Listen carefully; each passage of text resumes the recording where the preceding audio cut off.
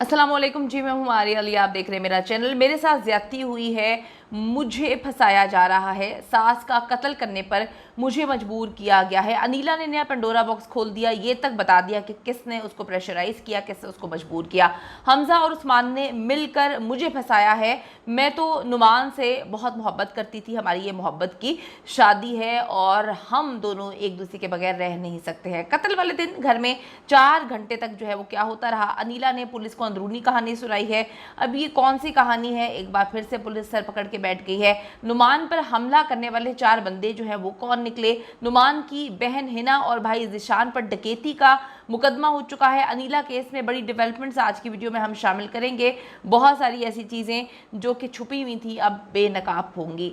इस्लामपुरा लाहौर की शातिर बहू अनीला जो इतनी मक्कार है कि आज तक ना ऐसी औरत देखी ना ऐसी औरत के बारे में हमने सुना। ये गिरगिट की तरह अब हर दूसरे दिन रंग बदलना शुरू हो चुकी है। जब से इसकी सीसीटीवी फुटेजेस, इसकी वीडियोस, इसके मैसेजेस, इसकी कॉल्स, इसकी ऑडियोज़ वगैरह सामने आई हैं, इसने नई कहानी सुनाना शुरू कर दी है। पहले अनीला जो है उसका भाई ने इंटरव्यूज़ में एक्सेप्ट किया कि लीक होने वाली ऑडियो जो है वो अनीला की है, लेकिन उसे फंसाया जा रहा है, उसे एडिट किया गया है, उसमें जो है 2 नंबरी मारी गई है। पहले वो एक्सेप्ट कर गए क्योंकि उनको समझ ही नहीं आया कि आप करें तो करें क्या। फिर इकरार किया कि अनीला ने कत्ल के सबूत मिटाने के लिए वो मजबूर थी, तो इसीलिए उसको ये सब कुछ करना पड़ा। उस्मान और हमजा ने उससे ज़बरदस्ती ये काम करवाए हैं। सारा का सारा इल्ज़ाम जो है उस्मान और हमजा पे डाल दिया गया। जैसे कि हमने पहले आपको बताया था कि ये दोनों ही बली के बकरे बनेंगे, इन दोनों को बुरी तरह से फंसाएगी क्योंकि ये बड़ी शातिर लूमड़ी है, शातिर मकार। वो जो डिलीवरी बॉय कत्ल केस था जिसमें आमना लूमड़ी थी, ये बिल्कुल उसकी बहन है। दोनों बहनें जो हैं एक साथ ही पता नहीं लोगों के दिल गुर्दे जिगर खा के इस लेवल तक पहुंची हैं कि आज इनको कोई फ़र्क नहीं पड़ता, ये किसी को भी कत्ल कर दें, किसी को भी कत्ल करवा दें। अनीला ने जी पुलिस तफ्तीश में शामिल होकर ये कहानी भी सुनाई कि नुमान की और मेरी लव मैरिज थी। हमारी तो लव स्टोरी बड़ी खूबसूरत है, हम दोनों एक दूसरे से प्यार करते थे। नुमान से मैं बहुत मोहब्बत करती थी और मैं बेवफाई क्यों करूँगी, मतलब मेरे पास इतनी जल्दी बेवफाई करने का कोई रीज़न नहीं है, कोई मार्जिन नहीं है।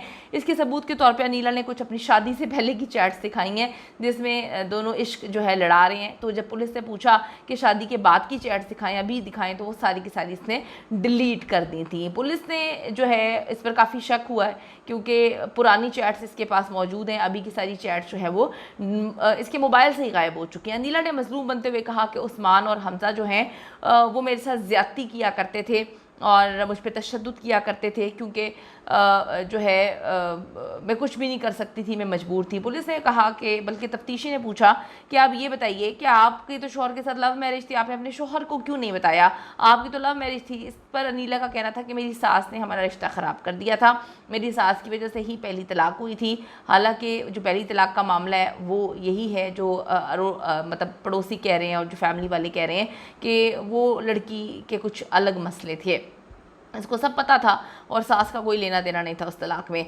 तो अब आप ये देखें कि इसने सारा का सारा इल्ज़ाम उस मरी हुई औरत पे जिसको इन्होंने कत्ल किया उस पर डाल दिया। उसने आके गवाही तो देनी नहीं है। इसने कहा जी मेरी सास ने हमारा रिश्ता ही ख़राब कर दिया था और मैं बहुत ज़्यादा डर भी गई थी क्योंकि अब देखें ना कि मेरी सास की बेटी का घर भी ख़राब होता, अगर मैं इनको सच्चाई बताती तो इन्होंने मेरी बात पर यकीन नहीं करना था। अनीला बार बार अपने बयान जो है वो बदल रही है। गिरगिट जिस तरह से रंग बदलता है उसी तरह से ये मकार औरत जो है अपने बयान बदल रही है। पुलिस के पास ये 3 दफ़ा आई है, 1-2 घंटे की तफ्तीश की है। पुलिस जो है बयान तो तब लेगी जब इसको रिमांड पे लेगी, 2-3 थप्पड़ इसके मुंह पे रसीद होंगे तो ये फरफर बोलना शुरू हो जाएगी। लेकिन अनीला और उसके भाई की कोशिश यही है, भाई तो कहना मैं क्या करूं, ऐसे बेगैरत लोग जो अपनी बहन के नाजायज़ ताल्लुकात को कवरअप कर रहे हैं, छुपा रहे हैं, सब कुछ जानते हुए, ऐसे भाई पता नहीं कौन सी दुनिया में होते हैं, ऐसे बेगैरत लोग कहाँ पे होते हैं। अनीला की पूरी कोशिश है कि ये ज़मानत पर रहे और रिमांड पर जो है पुलिस के हवाले ना किया जाए, बार बार ये ज़मानत लेती रहे और इसी तरह से केस निकल जाए।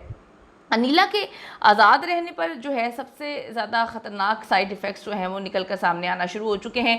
केस के मुद्दई नुमान, उसको डराया धमकाया जा रहा है, out of the court settlement की कोशिश की जा रही है, उसको बेटी के हवाले से जो है काफ़ी टॉर्चर किया जा रहा है। पहले तो धमकियां दी गई, अब 2 अदद मोटरसाइकिल पे सवार जो लोग हैं वो उसका पीछा कर रहे हैं। 2 मोटर बाइक्स पे 4 बंदे जो हैं उसकी रैकी कर रहे हैं, उसकी हर मूवमेंट पे जो है वो नज़र रखी हुई है, वो कहाँ जा रहा है, कहाँ आ रहा है, उसके पीछे पड़े हुए हैं। और वो नुमान जो है पुलिस के पास पहुंच चुका है। उसने ये खबर दे दी है कि मेरी जान को ख़तरा है, ये मुझे भी मरवा देंगे। एक तो माँ जो है बेदर्दी से कत्ल हो गई। इस मुल्क का अलमिया ये है कि एक तो दरिंदा सिर्फ अपनी ही बीवी ने माँ को कत्ल कर दिया, माँ को मार दिया, बहन का घर उजड़ गया और अब उसे भी जीने नहीं दिया जा रहा। 4 बंदे जो हैं उसकी रैकी कर रहे हैं। 2 मोटर बाइक पर ये लोग होते हैं, जहाँ वो जाता है वो वहाँ पर नज़र आते हैं और वो कहते हैं मुसल्ला भी हैं। दूसरी तरफ नुमान की बहन हिना पर भी उस्मान के घर वाले जो है इल्ज़ामात लगा रहे हैं। उस्मान के घर वाले भी कितने बेगैरत हैं, अपने कातिल बेटे को सपोर्ट कर रहे हैं, अपने जानी बेटे को सपोर्ट कर रहे हैं, जो अपनी बीवी के होते हुए किसी और के बात मतलब क्या करो, अपनी बीवी की भाभी पर जो है ना सिर्फ गंदी नज़र थी उसके साथ नाजायज़ ताल्लुकात थे और इसने अपनी सास को कत्ल किया। फिर भी उस्मान के घर वाले जो है ज़्यादती कर रहे हैं किसके साथ, अनीला की वजह से जो है आप देखें कि नुमान की बहन की ज़िंदगी भी बर्बाद हो गई है। उस पर इल्ज़ामात लगा रहे हैं। उस्मान के घर वालों का कहना है कि हिना अपने दूसरे भाई ज़िशान के साथ घर आई और उसने लूटने की कोशिश की। उनके घर में उनकी माँ को बेदर्दी से कत्ल कर दिया गया, वो बेचारी क्या लूटने आएगी। लेकिन उस्मान की फैमिली भी उस्मान की तरह ही होगी, क्योंकि परवरिश करने वाली तो उस्मान की फैमिली ही है। जब घर वाले गलीज़ होते हैं तभी वो अपने बच्चों की परवरिश गंदी करते हैं। अगर घर वालों को गलत और सही का एहसास हो तो उनकी औलाद इतनी गंदी ना हो। अब जी उन्होंने इल्ज़ाम लगाना शुरू कर दिया है हिना पर, जिसकी बेचारी की माँ को कत्ल किया गया। हिना उस घर की बहू है, वो कोई डकैत तो नहीं है कि वहाँ पे जाके जो है डकैतियाँ करना शुरू हो गई है। वो सिर्फ अपने ससुराल गई थी। लेकिन अब उस्मान के घर वाले उस पर झूठे इल्ज़ामात लगा रहे हैं ताकि जो है अनीस बीबी के कत्ल केस में जो है मज़ीद तवज्जो हटाने के लिए गेम्स जो हैं वो खेली जा सकें। हम डे 1 से देख रहे हैं इस केस को ख़राब करने के लिए बार बार जो है अनीला गलत बयानी कर रही है। मुझे एक बात समझ नहीं आती, अनीला को ज़रा शर्म नहीं आई। वो 8 महीने की प्रेग्नेंट थी। 8 महीने की प्रेग्नेंट होके वो उस वक्त भी नाजायज़ ताल्लुकात आदमियों के साथ बना रही थी। उसने किस बेदर्दी से अनीस बीबी को कत्ल किया, उसे उस वक्त भी शर्म नहीं आई। उसको पता था कि उसकी बेटी होने वाली है।